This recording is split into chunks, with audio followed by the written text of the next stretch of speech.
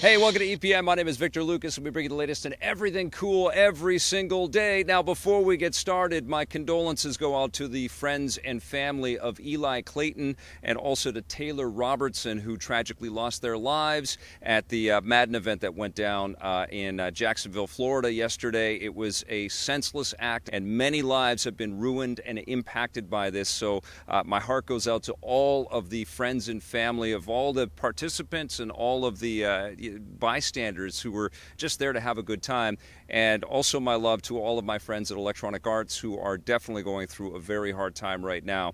Now let's get started with your rundown.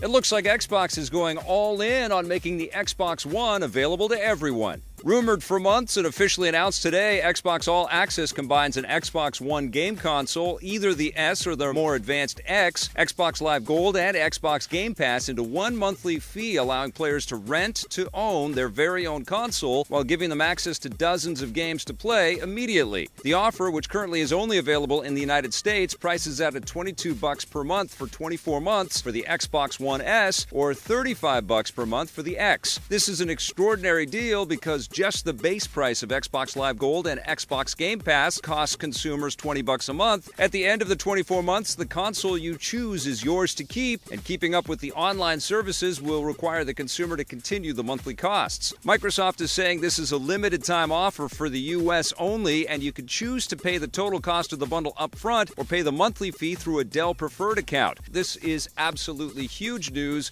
It clearly moves this company and the video game industry into more of a subscriber-friendly kind of territory, similar to what we're seeing with Netflix and Hulu and Amazon Prime. And it makes the consoles incredibly accessible for people that have been a little wary and thinking that this is an expensive hobby, that it costs too much to get in. You're going to get access to all kinds of top-level AAA brand-new games for this price. And it feels akin to what Apple has been doing to get people sort of hooked on getting new iPhones. And there's other, technology companies out there doing that as well, where you're kind of renting to own. It's a very big deal, and it clearly kind of paves the way for people thinking less and less about going out and picking up, physical hard copies of games out there and feeling more just connected to their library through a subscription like this. Very big deal. I'm very curious to see how it's going to do. My suspicion is going to be a very popular item for Xbox, and even though it's only in the States for now, I think it's going to go worldwide down the road, and I also think we're going to see answers from Nintendo and from PlayStation, maybe not with this console generation, but definitely in the future. Now get ready to be super angry on the streets again. Streets of Rage 4 is a reality, and it's being developed by teams that clearly love and appreciate the original beat-em-ups on the Sega Genesis. Lizard Cube, based in Paris, and Guard Crush Games in Montreal are creating a hand-drawn, updated look to the franchise that perfectly emulates the 90s cartoon vibe of the original games. Lizard Cube also worked on the wonderful 2017 remake of Wonder Boy: The Dragon's Trap. Console announcements and release date info will be available soon. And bravo, Sega, you're working with indie developers. I think this is a big deal. You obviously had massive success with Sonic. The Wonder Boy game that Lizard Cube made was really cool, and it feels like this is something that Sega could do again and again because there is so much love for Sega's back catalog out there. I'm really hoping that Sega sees that this is a model that can be incredibly successful. They had crazy success with Sonic Mania, but I think they can keep doing this with other developers out there who would love to get their hands on some of these properties. I would love to hear your ideas on some of the old Sega classic games that you think should either get new sequels or be modernized for current consoles out there. Let me know in the comments below. Now, Mahershala Ali headlines a brand new season of True Detective, and it looks intense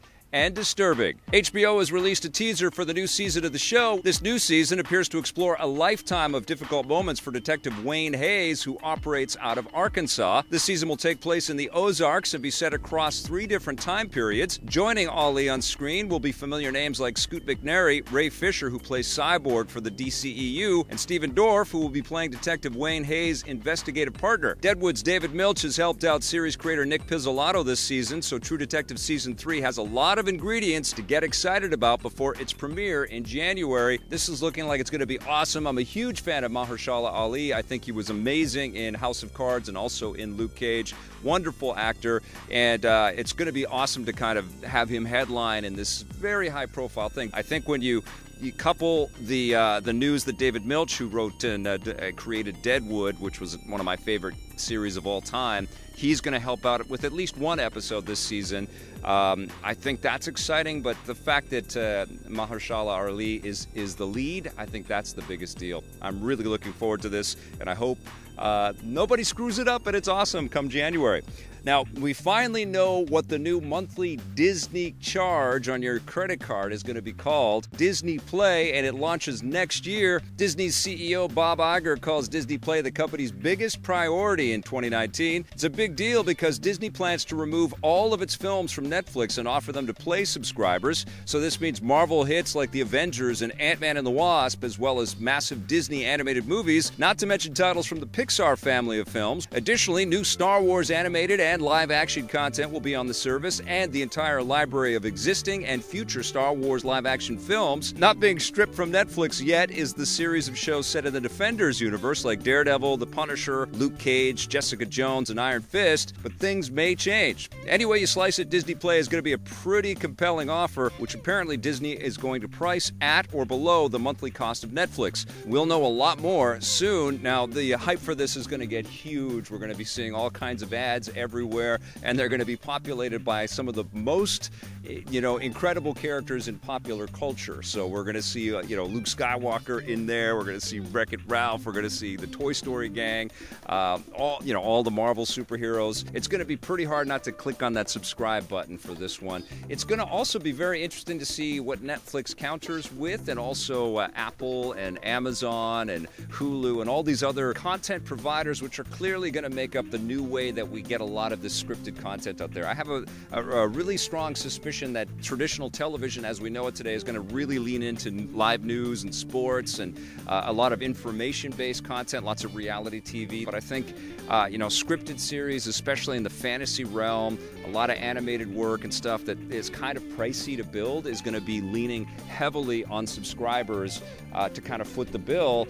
And more of these massive media companies are going to take huge bets like CBS did with Star Trek Discovery and the new Jean-Luc Picard Star Trek show that's on the way. This battle is just getting started, and it's going to escalate, and it's worth billions and billions and billions of dollars for all of these huge media companies. Very interesting.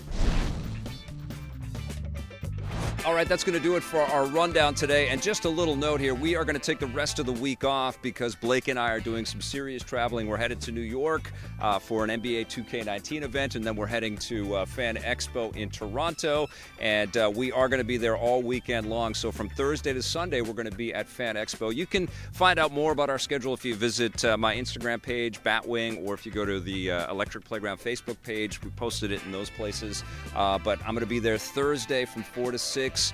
Friday from 10 till about 4 p.m. and we've got a panel as well. Saturday it's 10 to 1 and on Sunday it's going to be 11 to 3. Marissa Roberto is also getting married over the weekend too, so our calendar is very, very full, so it's going to be very hard for us to kind of break away and cut together a rundown like this. We may post some quick live videos or some quick snippets along the way. We wish we could take all of you with us, but for those of you that are attending Fan Expo in Toronto, please come and say hi. I'm going to be at the 8-Bit Beans booth for most of the expo, and it's going to be so fun to hang out with all of you. We'll be back next week with a brand new show, but in the meantime, we've got lots of content for you to check out, so please do, and if you dig it, hit subscribe, that little bell, and if you're so inclined, become a member of EPN by hitting that join button. We'll see you soon, and play forever.